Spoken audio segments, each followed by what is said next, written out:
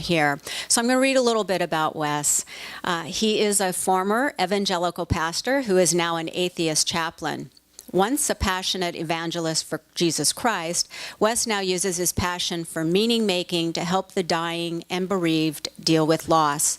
The fundamental focus for Wes is, how can I have meaning and purpose in life? Unable to shake his deep conviction for spirituality, his career now as a secular humanist revolves around helping terminally ill patients in hospice cope with grief and death. After receiving a master's degree in Theological Philosophy and studying Existentialist Philosophy at Oxford's Green College, Wes spent 12 years deeply committed to full-time ministry. Wes pastored churches in both Baptist and Pentecostal traditions while in Texas and Virginia. In 2010, Wes left the ministry after being a closeted atheist for a year while still a pastor. That must have been a tough year. Yeah. Currently, Wes directs the psychosocial team of chaplains and social workers whose goal it is to provide spiritual and emotional support to patients and their families. Wes often speaks in the Bay Area on issues concerning ethics, morality, grief, and terror management theory. Wes Fornes.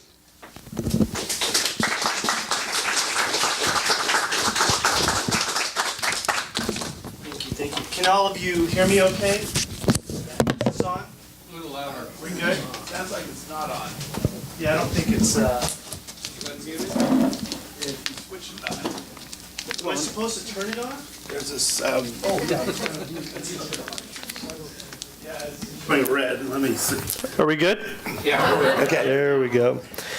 Thank you so much for the standing ovation. That was amazing. Awesome, awesome. How's everyone doing today? Fantastic. Good. Well, it's really good to be here. It's been years since Are we good? It's been years since I've been at a podium. I feel like I'm back in the church. This is nice. Can we get started with the word of prayer? All right. But as Dibby said, I'm an atheist chaplain. I've been doing chaplaincy in the area of San Jose for about 4 years now, and really enjoy it. It's an amazing profession, and I am deeply committed and passionate for it. And so today I want to start off by bringing you into my world just for a second before I get started.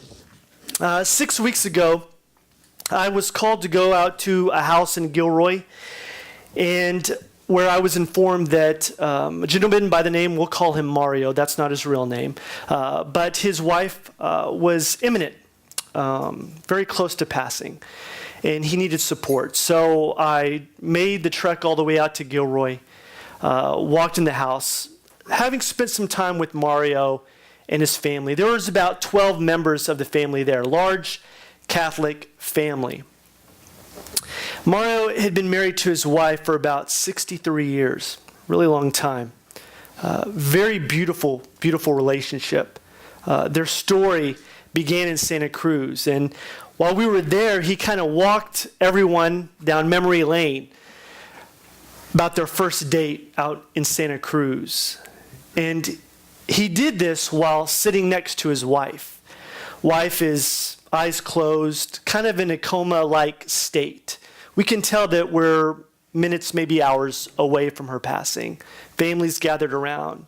And so he takes us all the way back to Santa Cruz in their very first date. And in telling the story, he talks about how that's where he thought, this is the woman that I'm going to be with for the rest of my life. He paints this beautiful, beautiful picture of the colors, the scents, the sounds, the ocean. He even remembers the name of the song that was playing in the background while they were eating. Red Sails in the Sunset. Ever heard of it? Yes. I haven't. And so, as he begins to recall the words to the song, he begins to get choked up.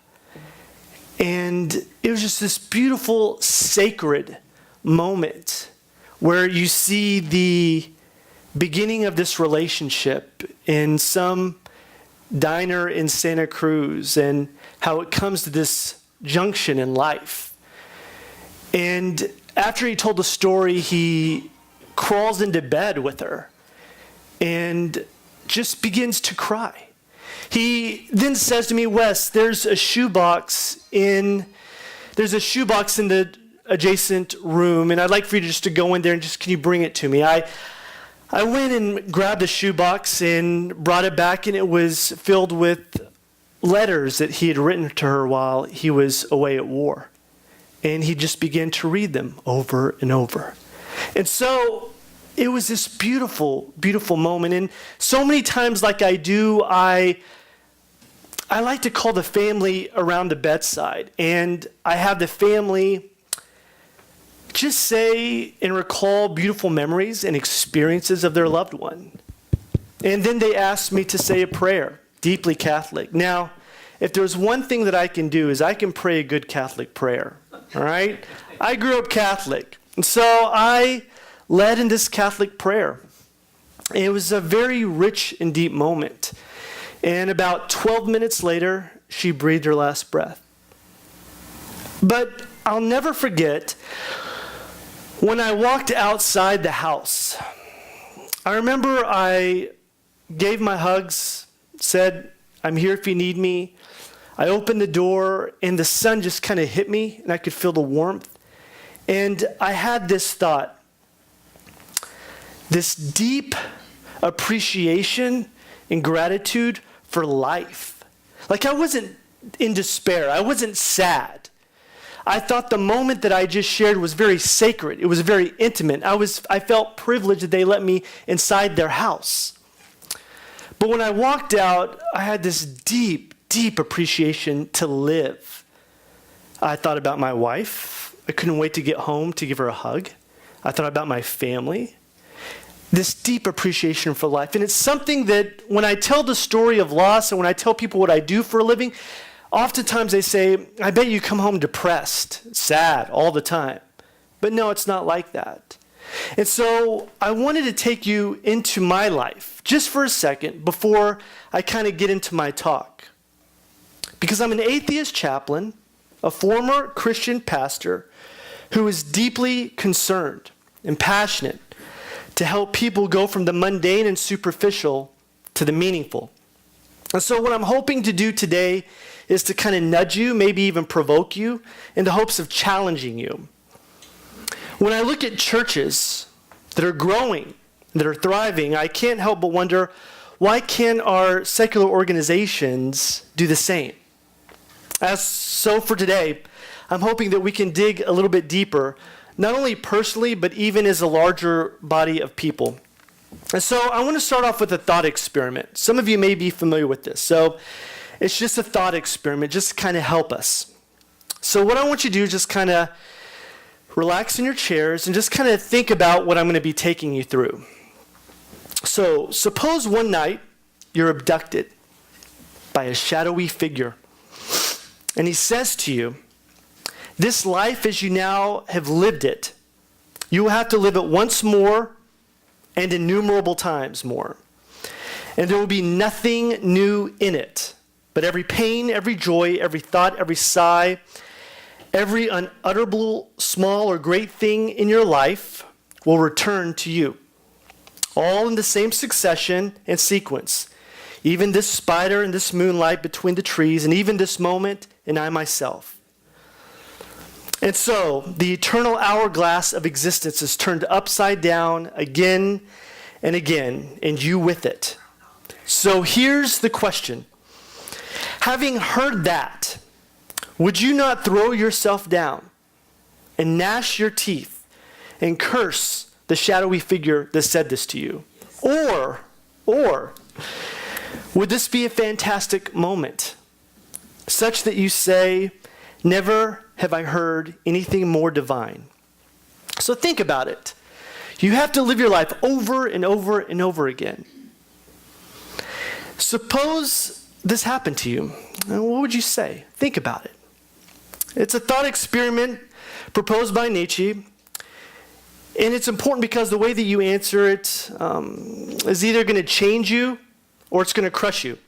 The thrust of the thought experiment is to waken the soul from the slumber, from the aimless wanderer to the purposeful creator, to shift us from the mundane to the meaningful. It's almost like you have this internal whisper inside of you saying, there's got to be more to life than this. Eternal recurrence is more than just a thought experiment, though. It's a philosophical and psychological hammer to the soul. Completely exposed, we're kind of left asking ourselves, am I content with the life that I'm living? And so what I'm concerned with today is how do we get from the mundane to the meaningful? Now, I'm only one of a handful of atheist chaplains in hospice in the state of California. Now, I've been at the bedside of hundreds of people who are on the threshold of death. And in my line of work, I provide counseling and spiritual support to those that are dealing with death and loss. I'm an atheist chaplain who prays with patience, who discusses the afterlife with patience, and supports the belief in prayer and afterlife. I'm an atheist chaplain who sees the value and the preciousness of the afterlife and in prayer. And in dealing with death and dying, I'm not so much concerned as to whether prayer and afterlife is empirically true, but more of how does it function in somebody's life? What does it accomplish in a person? Because the way that we answer questions about meaning and purpose in our own life helps us to understand how we move from the mundane to the meaningful. Now, throughout this little talk, I'm going to be saying meaningful over and over again, and I want to make sure I define my term, because meaningful can mean a lot of things, sort of like the word natural or normal. We have to kind of define our terms. Not too long ago, I had a group of atheists over to my house, and we were all sitting around talking about this subject, and they kind of went around and saying what was meaningful to them. And I just pointed out that I'm not talking about things that going for a walk can be meaningful. Eating a taco can be meaningful.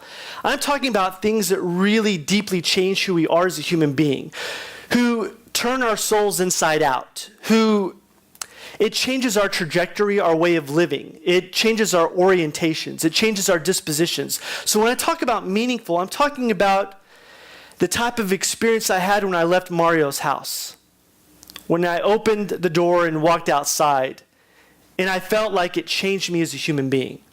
And I think that's what's really important today when we talk about moving from the mundane to the meaningful. And so, in being in hospice, there's one realization that I want to share with you that's been very, very instrumental and important to me. And I wanted you just to allow it to sink in. And it's this. It's the knowledge that we have to die that makes us human. All right? It's the knowledge that we have to die that makes us human. Because we are finite, because things are temporary, we are compelled to strive for meaningful things in our life. How many of you like the blues? All right. I don't. All right? I'm trying to get into the blues. And here's why I'm trying to really understand the blues. Because the blues is about catastrophe, right? The blues is about catastrophe that's lyrically expressed. And when you have the blues, you have this suffering, and you hear the rhythms and the words and how it's put together, and you see that it breathes meaning and purpose through catastrophe, through death. Now, a couple of months ago, I was in a bike race. It was a 200-mile bike race. Started out in Oceanside, California. 200 miles we go on a bike in one day and climbing 18,000 feet. So this was quite a journey. And one of my friends asked me, he says, Wes, why are you even doing this? You know what I said? I said, because I'm going to die someday. That's exactly what I said, because you know what? That's the truth. I do a lot of the things that I do because I realize that I'm finite, that things are temporary, that I'm mortal. And so when I sign up for things like these, for adventures, I want to experience life to the fullest.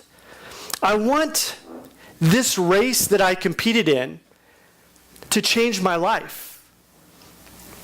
In a couple of months, as my wife said, that we're going to have a boy. I'm excited because this is something that's going to change my life. It's going to change my dispositions. And I think that's really important. And the reason why it's so important is because I'm not going to live forever. It's the very fact that I'm going to die that makes me human, that makes me appreciate things more and more, and to have gratitude and a greater appreciation for life. Not too long ago, someone asked, how did I get so passionate with existentialism, with existence, with meaning, with purpose? And for me, it happened when I was about 10 years old. When I was about 10, we got this frantic knock at the door. And it was me and my dad in the living room. And so my dad answered the door, and it was our next door neighbor. And she said, hurry, my husband's in trouble, and I need your help. And so I followed my dad. I don't know if I should have, but in retrospect, I'm glad I did.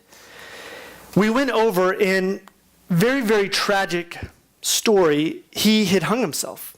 And so my dad was standing there and frantically, I remember trying to cut the rope. And I remember being in the very back of the room and just watching this as a 10-year-old. And I remember seeing the wife and his 4-year-old daughter. And even as a 10-year-old, realizing how catastrophic this really is. And for the first time in my very young life, suffering and meaning begin to have an effect on me. It began to have contours and a complexion. And that experience has kind of guided my philosophy and my thought in pursuing philosophy in college, even in pursuing theology. And it's even, that catastrophic event has even guided me in towards hospice. Because through catastrophe, a lot of times we find meaning. Catastrophe opens up for rebirth.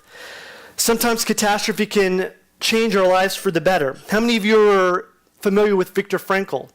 Right? Many of you probably read the book, Man's Search for Meaning, and half the book is dedicated to the Holocaust. And in it, he talks about catastrophe. And he talks about how even the idea of death, it makes us human, because even in the Holocaust, what he notices how people, even in that horrific situation, were able to grapple and hold on to meaning and purpose in their life through catastrophe. And so that brings me to the next realization that I've been working with, and it's this. The physicality of death, it destroys us, but the idea of death saves us. So it's very similar to my first point, but think about it. Physically, yes, we all know that we die, physically, but it's the idea of death that saves us. Self-awareness is a supreme gift. This is what makes us human, but it comes at a costly price, right? It's our mortality. Our existence is forever shadowed by the knowledge that we'll grow, we'll blossom, but inevitably we diminish and die. And it's not easy to live every moment fully aware of our death. It's like trying to stare the sun in the face. You can only do it for so long. But because we can't be living frozen in fear, we generate methods to dampen the dread of death. So we project ourselves into the future through our children. We grow rich, famous, ever larger. We develop compulsive protective rituals, or we embrace an impregnable belief in an ultimate rescuer. And if there's one thing that's true about our society, and I think you'll agree with me, is that we are a death-ducking, death-dodging, death-denying society. We're really good at that. Death anxiety is the mother of all religions, which in one way or another attempts to temper the anguish of our finitude. And so remember this, though the physicality of death destroys us, it's the idea of death that saves us. Confronting death allows us not to open some Pandora's box, but to re-enter life in a richer, more compassionate manner. And so it's because of death that we strive, that we create bucket lists, that we write poetry, we take up photography, and we strive. We try to capture life. We travel. Not simply because these activities are fun in some hedonistic way, but more than that, they change us. They reorient our thinking, and they give us new dispositions. And in being death around death every single day, I can't tell you how many times it's a wake-up call for me personally, what it does in my own life. It's always a gift because in showing empathy outwardly, I'm forced to look inwardly and ask myself some deep Socratic questions. Am I flourishing? Am I afraid of my own mortality? How am I living? And so my question for you is this. Do you have the courage to learn how to die in order to learn how to live? In Plato's Apology, line 38a, one of the most familiar lines ever, the unexamined life is not worth living. It's a powerful line. And so how do you examine yourself? What happens when you interrogate yourself?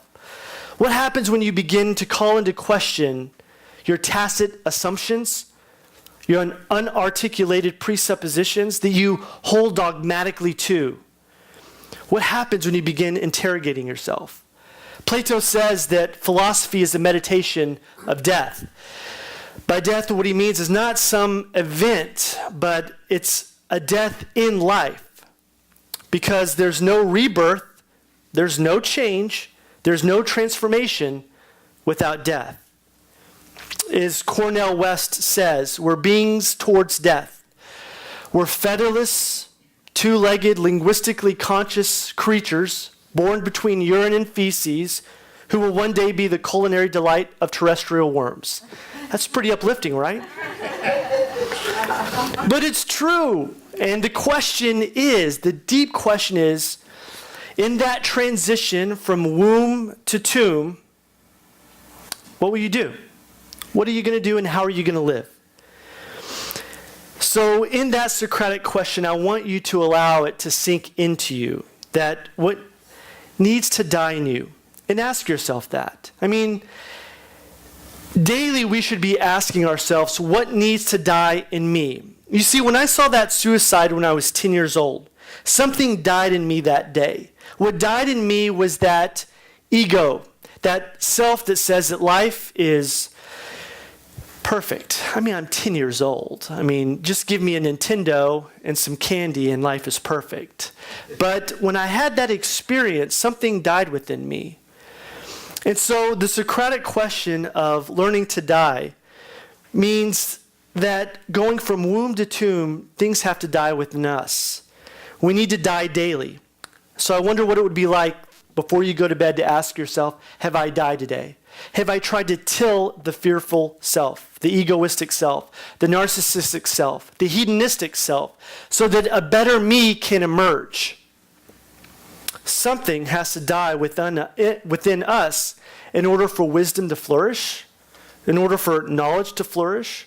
Something has to die in order for us to truly understand what it is to love neighbor and to love enemy.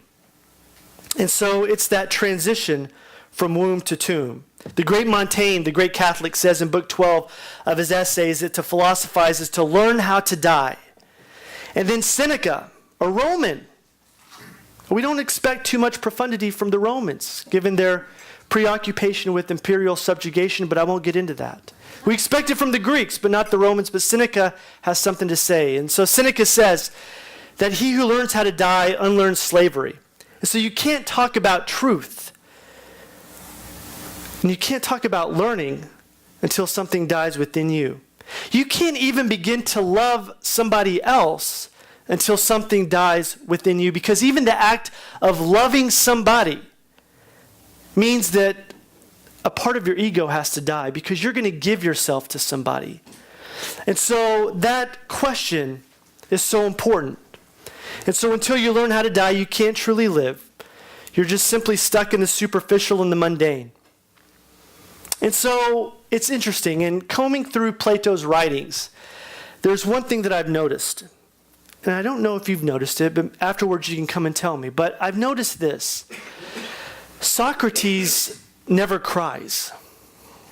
He never cries. And my belief is that he never cries because he never loves. For him, reason and rational thought is the apex of existence. Plato is so in love with abstract forms as opposed to concrete human beings. And I believe this is the hidden nugget for the secular community that we need to understand. It's that difference in holding reason and rational thought as high on the mountain plane as you can get to the denigration of really understanding what it is to love humanity. And so my closing thought is this, that life is deeper and richer when you are connecting with the humanity of others. I mean, if we're going to talk about how to live, how to understand life, how to go from the mundane and the superficial to the meaningful, the deeply meaningful things in our life that invert our soul, that change our dispositions, we have to be able to understand what it is to love humanity. Now, as I said at the very beginning, I was a pastor in Texas, grew up in Texas, and pastored a Baptist church there, Southern Baptist, very conservative, went to Virginia, pastored 2 churches, one in Chesapeake, one in Charlottesville, Virginia. Now, my third church was in Charlottesville. So I thought I had graduated from Dallas, Texas to, more liberal, open-minded Charlottesville, Virginia. In Charlottesville, we have a major university, University of Virginia. Our church that I was at was the church in Charlottesville. It was a mega church. This was a church not in rural Kentucky where we're handling snakes, but this is a church where we had the top lawyers, doctors, business people attending our church. There I was the pastor of the small groups. So my job in this church was to train up leaders so that we had small groups meeting throughout the week in people's houses. And it was interesting because we grew from 15 small groups when I started to 90, over 90 small groups. And so it kind of makes me wonder, do you want to know why it was so successful? It was successful because we addressed the foundational questions of being human. In other words, how can I live with deeper meaning and purpose in my life? And it's a question that has no simple answer. And if you can allow me to be frank, the people in our church and people out in the community, they really don't want to hear canned answers that you make it through democracy, through individualism, and being a free-thinking person who uses reason to make your life better. That's a vacuous question. I didn't get into church because of sound arguments and reason. I was loved into the church. I wasn't reasoned into church. I was loved into the church. Our small groups were successful because it was a safe place to share struggles, concerns, worries. It provided a setting where those in the group provided support, validation, affirmation, and a shoulder to lean on. And you know what, as a pastor, I can't tell you how many times through counseling our members, I would meet people at coffee shops and they would say, Wes, I don't know if I believe all this stuff. They were closet atheists. But they kept coming. And they kept coming to the small groups. And we kept growing. And as I look around today, the secular communities around not only the Bay Area, but around the country, we're kind of like fit into a demographic. We're pretty vanilla, educated, some type A, whatever, But it kind of follows the same, I would love to see the secular communities have single mothers, to have African Americans, people of more diversity, even diversity in ages. I'd love to see more women. I'd love to see people without high school diplomas. That'd be great. To have a place where they feel welcomed and encouraged to come. And so the importance of my talk today is that I'm really trying to help us understand that death is important for all of us. We all have to face it. We all have to come to grips with it. We may be ignoring it. We may be sitting here today still continuing to be a death dodging, death-ducking, death-denying community. But we're going to have to face it. And it's the very idea of death that gives us an idea of what it is to be human. And once we get to that understanding of, okay, this idea of being human, what does that mean? As we begin to examine our lives, as we begin to excavate our souls, and begin to look deep within ourselves, we begin to understand what it is to die. Not just the event of dying, but be able to understand that in order for me to love, in order for me to exist, in order for me to thrive and to flourish, something has to die within me. That requires a lot of work, and sometimes it's not fun. And then once we get to that point, we're able to understand and embrace a passion and a love for humanity. If you've ever wondered why churches keep growing and exploding and thriving, it's because they have really embraced that idea. And having been a pastor for 12 years, you know what? I saw it firsthand. And so my encouragement today is for you to ask those Socratic questions, to really look deep within you and realize that there's a family just down the block that could really benefit from what all of you are doing. They may not look like you. They may not have the same education as you, maybe not the same background, and that's okay. But are you willing to look and connect with the humanity of others? So I'm going to go ahead and end it right there and open it for question and answers. Thank you very much.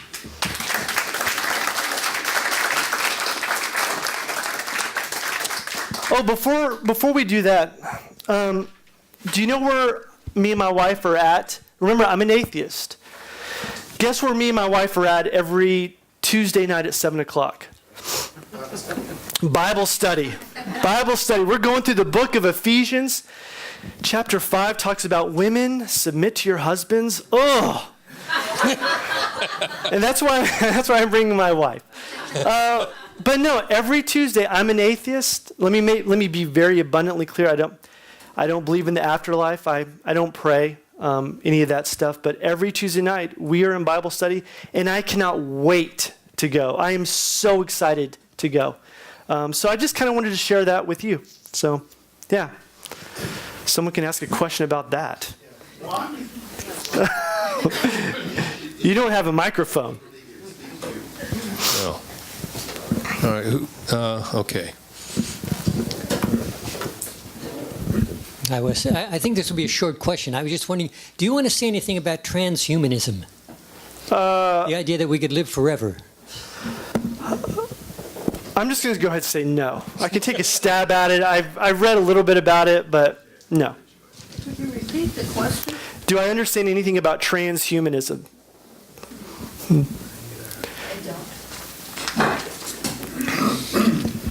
Wes, thanks for coming to speak today. And I got a question. I'm sure I've asked you this question, but maybe the others here haven't. To what degree do you think Christianity is just a clever rationalization for them to deal with their fear of death? And so, the way that I would answer that question is that I don't think that they're thinking, like when I was a Christian, I wasn't thinking, oh, this is all fake. I'm being duped. It's something that does give meaning. And I think it's, when we look at the scriptures and the Bible, and the important thing about understanding myth and everything that comes with what's in scripture is that it's not about whether or not a lot of times, is it true? Did this really happen? But I'm concerned about what it does for somebody's life. And so when you're in the church and you're seeing lives change, when you're seeing people battle addictions, when you're seeing people who are struggling with their marriages, and through prayer and through counseling and through the church, they're able to have strong family units. And when you're seeing all of that happens, it's the function of the group that gives it strength. And so I don't think they think they're being duped. I never thought I was being duped. But it's powerful because reason doesn't really get to a lot of those. Like I said in my talk, is that when we focus so much on reason, it leaves us asking more questions. And a lot of times it doesn't give us the answer. But when we're able to come together as a church and love and use empathy and connect and be there for one another and validate and affirm, and to have that as a foundation, it's really powerful. And people flock to that. And I flock to my Bible study because of that. And so that's the long, kind of winded answer.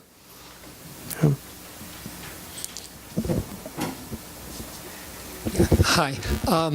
You've challenged us to ask ourselves some questions, and presumably for each person, the question or the answers are different. It's a very subjective kind of subject. But I wonder if you can give any kind of guidance on how to go about finding personal answers, a sort of a methodology kind of idea.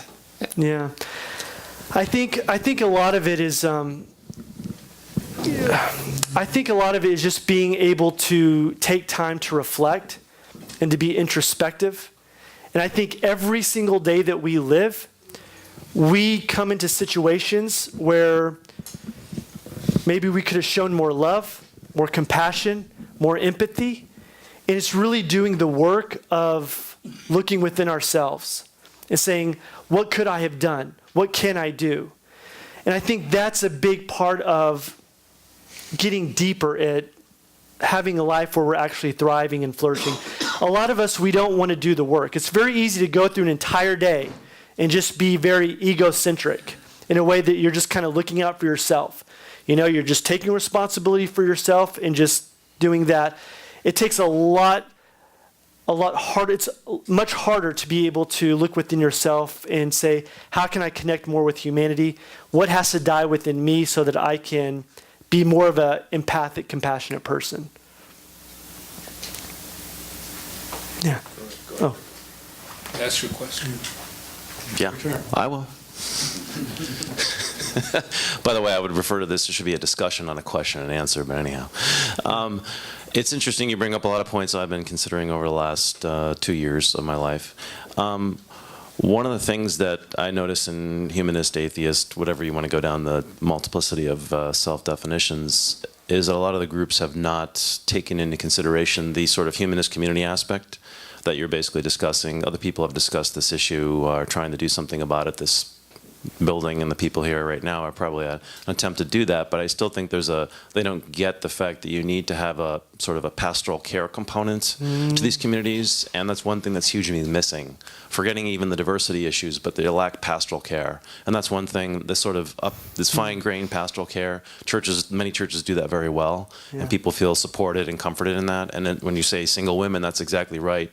You know, a lot of the communities, in fact, are too small to even be able to develop sort of a child care system. And a lot of people, in fact, humanist communities go to Unitarian Universalist churches because they actually have a functioning ecosystem of pastoral care and child care and things like that. Yeah. I think you're dead on, and I completely agree. And sometimes I wonder what it would be like if we had secular organizations who were trying to do good in the community come and break out into small groups where you're able to create a safe atmosphere to where you can share your burdens, your concerns, and your struggles. Rather than having a professor from UC Santa Cruz come and talk about how we're all made from stardust. Great, all right? But at the end of the day, that was a different organization, not this one. When I saw that, I was like, oh, you got to be kidding me. What would it be like for us to gather here and to have a topic on humility, be able to break out into sessions and just be able to share our concerns and really experience growth like that? And so a lot of it does come down to what you just said, pastoral care. I mean, that was well said. Thank you. Yes. Here we go. Well, I think you've already explained why to some extent, but you, as you said, you used to be part of a mega church that had 90 smaller subgroups, you know, and this entire group we have here is probably about the size maybe of one of your subgroups, and you see that over and over again in the religious world, you know, and I'm wondering, now that you're an atheist, but you used to be a preacher who used to do that sort of thing, what model, you know, brings that sort of, community into the atheist world? I mean, does one have to believe in something that doesn't exist in order for that to work? Or can that model work, in a reality-based scenario? Yeah, so that's a good question. So first of all, the subgroups, because I didn't explain, small groups in my church setting, I made it to where they were 6 to 12. When they got over 12, we would break out into another small group that would meet in another home. So it's only 6 to 12. And the reason is because in a group of 6 to 12, that's where you can really begin to share, feel heard. Usually when you get above 12, people are talking over each other. It's just too much. So the small groups were 6 to 12.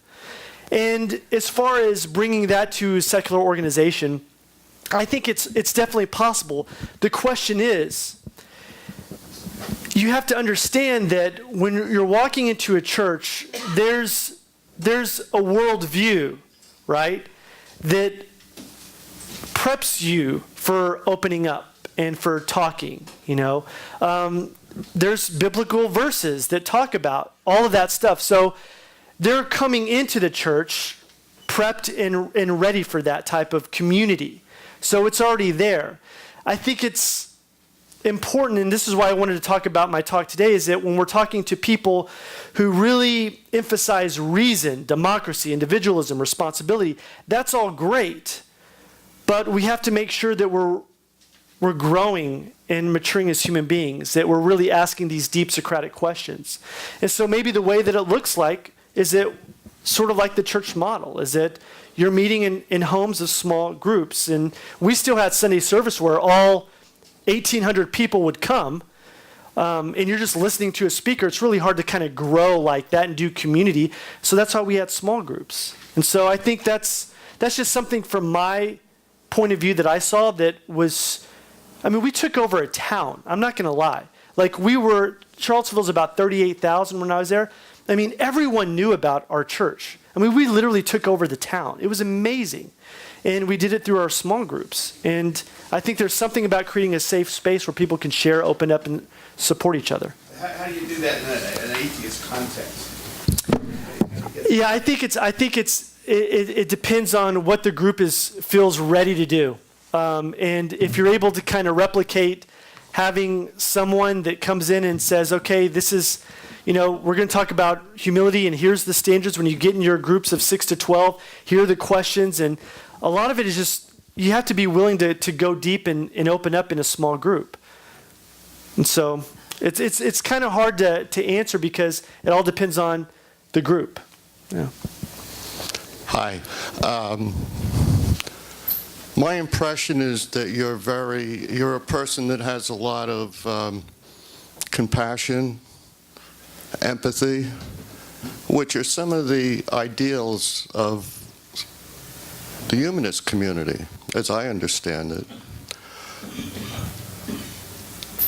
My sense, hearing quite a few people from that community, and if you would share your thoughts about this, I tend to sense an attitude of thinking of religious people as not thoughtful, ignorant, not learned. Please share your thoughts on that. Yeah. Yeah, I think, especially coming from Texas, Texas has its own stereotypes and its own baggage. And then being in a church in Dallas, I definitely felt this being stigmatized by the secular community. And I think that's the danger. And that's why I wanted to talk about Plato and talk about how he was so focused on reason, arguments, logic, and never focused on loving human beings. And I think that's something that we, myself included, need to really understand. And it's not that I'm saying that we need to all believe in the afterlife. We all need to start praying. I'm not saying that. But I'm saying that reason has its place, and it's important. And it's not wrong to elevate it. But we need to really understand what it is to connect with with the humanity of others, what it's like to do community. In our small groups, we had the tagline, doing life together. That was our tagline. We are doing life together. It's not we are evangelizing and proselytizing together. We are converting people together. No. We didn't do that. We took over a city not through conversion, but through doing community. And so I think it's really understanding that when we elevate reason, it's really easy to look at people who pray and say, oh, there's their crutch. Oh, they have a crutch. Who live their life based on sacred scriptures and say, oh, well, look how ignorant they are. Don't they realize that Matthew wasn't the original author? Oh my gosh. It doesn't matter if Matthew or if Adam and Eve were literally real. What it matters is what it means to that person, what it does in their life. And I think that's different. Again, I'm not so concerned about, is the Bible real? Is prayer real? Is the afterlife real? Is it empirically true? Can we prove it? I'm concerned about the function in somebody's life. What does it do for somebody? And I think that's kind of where we miss the point, is that a lot of these people, I'm not going to lie, I've been at the deathbed, and I'm just going to be very transparent. I've been at the deathbed of many atheist people, okay, where in my heart I was saying, I wish they were Christian. Because there was this sterility, this way of looking at life that was almost like a scientist looking through a microscope at a petri dish. And that's kind of how they looked at life. They were able to compartmentalize and reason everything out in life. And I found myself many times saying, I wish they were, maybe not Baptist, but I wish they were definitely not Baptist, but maybe something else. Yes. Wishing that they were more spiritual, wishing that they were just able to embrace that aspect. And so, yeah. Because I think when I'm at the bed of people who are spiritual, who are religious, there's this aspect in their story, in their life story, where their capacity for compassion, their capacity for empathy, their capacity for connecting with the humanity of others is just different. It's not so much logical or looking at it from a distance and saying, this is how life is, but it's something deeper when they talk about the afterlife, when they talk about prayer, that meaning and purpose for them has really transformed their lives, has really reoriented, changed their dispositions in a way that I don't really see, or I struggle to see sometimes, not always, but sometimes with people who are more hard-lined atheists. And so it's definitely not either or, it's a spectrum. So I want to make sure we understand that I'm saying it's a spectrum, not all atheists where I'm at the deathbed where they're like that. It is a spectrum. But I have seen this rich explanation of life through the lens of spirituality. So, yeah.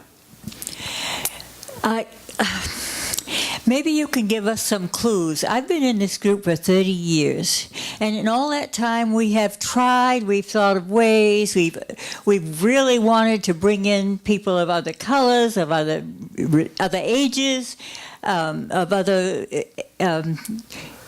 whatever, to have a diversified group, and we've not been very successful at it. We had for a while a Sunday school. We reach out at various charity things and support things in Africa and do all that stuff, but it doesn't seem to make this group any more diverse, no matter how much we try. What are some clues that you could give us of how to make this more comfortable to those people? When they show up, we really try to be, we've had occasional black people drop in, but then we don't have a viable group big enough for them to want to come back. Yeah. Anyway, give us some clues. Yeah. You talk about how cerebral we are and how we're not this and that, but we'd really like to be, and we have tried. Yeah. And so here's a question that I want all of you to think about. Think about this. When's the last time that you and your secular humanist friends, either here or at a coffee shop or wherever, when's the last time you shared a very deep, personal, dark struggle that you're wrestling with? Think about it. When's the last time you heard someone share with you in a circle of your secular humanist friends a deep, dark, personal struggle that someone is wrestling with? And were you able to kind of share with them and be there for them? And I think that is one of the things that when we talk about community and how do we meet the needs of the family that just moves into wherever around San Jose, who has children, and what they're longing for is something, it's, again, meaningful, not in a hedonistic way, but in a way of how do I understand life better? How can I understand what it is to thrive and to flourish? And so that's what I challenge all of you to think about is when's the last time you've come in here or, again, at a group where you've sat down and said, you know what, here's what I'm wrestling with. The reason why I go to the Bible study on Tuesdays is because every single time, even though in my head I'm like, did the book of Ephesians really just say that? Even though I have to, that's a struggle for me still when we read Scripture, we always focus on application. And that's the key, is how does it apply in your day-to-day life? And so when you talk about the secular humanist community, again, we can invite professors and everyone to come, but what does it look like Monday to Friday, to the weekend, when I'm struggling with these things that I'm wrestling with in my life? And oh yeah, I'm not just an isolated individual. I know that I can go to Arthur and he's going to be there for me, and I can share with him my struggles. And Arthur knows that he can go to Matt, and Matt's going to listen, and we're doing life together. And really, that's what community is. And when we foster that type of atmosphere, it creates a safe place so that, like the previous question, how do we have small groups? You come in and you're able to create a safe space where you can share. And then when you have that, it makes it easy for people of different races, backgrounds, education, to feel safe. Because right now, the perception, let me just tell you the perception, when Christians, or even people who are just seeking, when they think of the secular society, everything is cerebral reason. Why do I want to go to that? Why do I want to? I don't have a graduate degree. I'm not super smart. I don't read deep books. Why am I going to go to that? But when it comes to the church, it's community. They know that when they go, their kid's going to have a place to go, that they know that they can join a small group and do life together. And so it's cultivating that atmosphere that doesn't have an easy answer, but that's kind of the things in play that I saw that really worked. All right, here's a question here. I left, organized religion because they weren't practicing the religion. I mean, they weren't nice to other people or even to each other all the time. Mm-hmm. However, I think when you're logical, it follows that you'll be nice to people. And I don't see how it's so cerebral to be a humanist. I mean, or lack of it, whatever. It's because it makes sense to be good to your neighbor. Right. It isn't.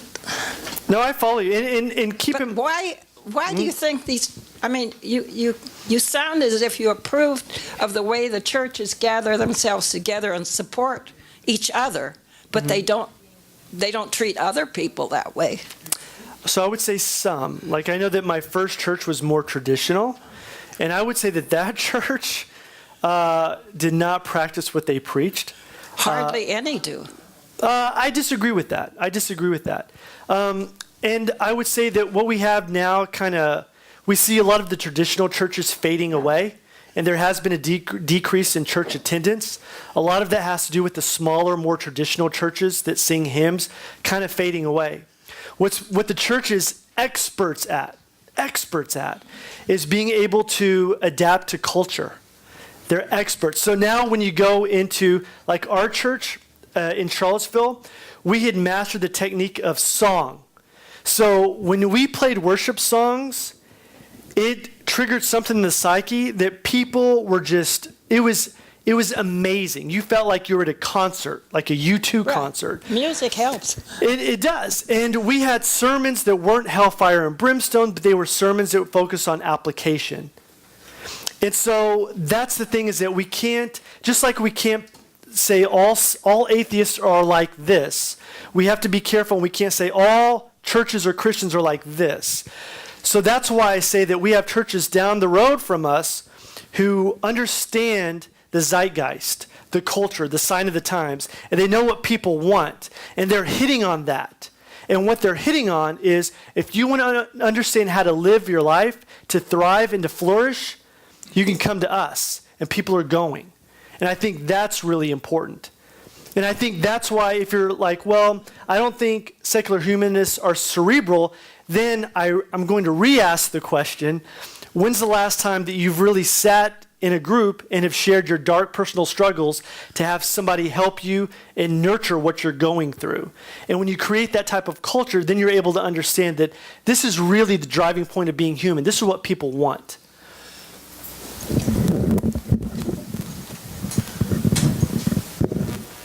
So earlier, you were saying that churches have, or they cultivate a sense of community, and that's why we're, okay, I'm sorry, I was a little distracted, but when I go to Christian churches, I do see them being predominantly white, or I can go to a Catholic church that is predominantly Asian, or go to a black church. So I see that within churches too, that they kind of segregate by color. I don't see them really creating that sense of community and, you know, bringing people together of all races either. Right. I think they can do a better job? Of course, yes. I know that the church that I was at, and someplace like Cathedral of Faith, just to use an example of something local, because I keep talking about Virginia, but to go like Cathedral of Faith, they're a church that's very multicultural, very multiracial, very diverse. And so absolutely, even within your congregations, like the American Methodist, predominantly black. Then you go down the street and you have a Korean church. And so what I think it's important to know is that we are all tribal people. So that's there. But it's such that when you look at the churches today as a whole, they are really doing a good job of being more multiracial, more multi-generational. They're doing a better job. But of course, you're going to still find your churches in remote Alabama. They're going to be all white. And so, of course. But I think they are doing a better job, especially, and I want to focus in on this, the mega churches. When I say mega church, I'm talking about churches that are 1,000 or more. There's a model, a business model that they're following that I was a part of that really focuses on being multi-generational, multiracial, and they're doing a good job of focusing in on that. And Cathedral of Faith is a mega church. Yeah. My name is Roy Elder, and I'm a cosmological physicist. And the top people in the field are seeing more and more evidence of parallel universes. How does that fit in to what you think? I say the jury's still out, but it has wide implications on anything to do with... Yeah. You know the way that I would answer that question? By the way, I'm an expert on parallel universes. You may not know that. I'm not. The way that I could care less about parallel universes. What I care about is I wish researchers would spend more time about helping people increase our capacity for compassion and empathy. When you talk about changing lives, what it means to flourish and thrive, I just don't give a darn about parallel universes. I don't give a darn about how we're made from stardust.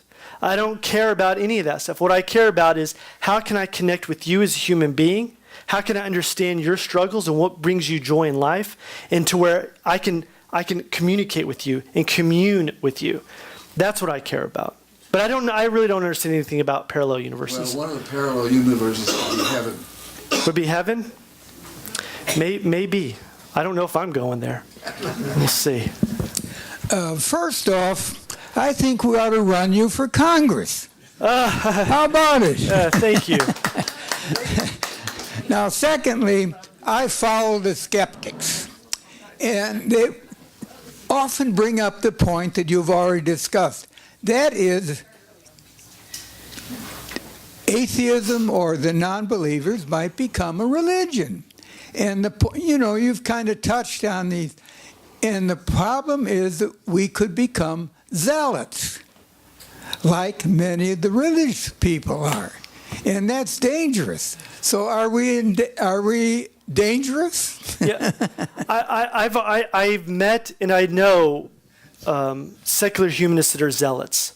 And again, that goes back to what I say, that when we elevate reason, when we elevate argument or logic, what we get concerned with is when I meet the Christian, I'm going to deconstruct the ontological argument. I'm going to deconstruct the cosmological argument. I'm going to take Aquinas' 5 arguments for faith, and I'm going to show him or her that they're wrong.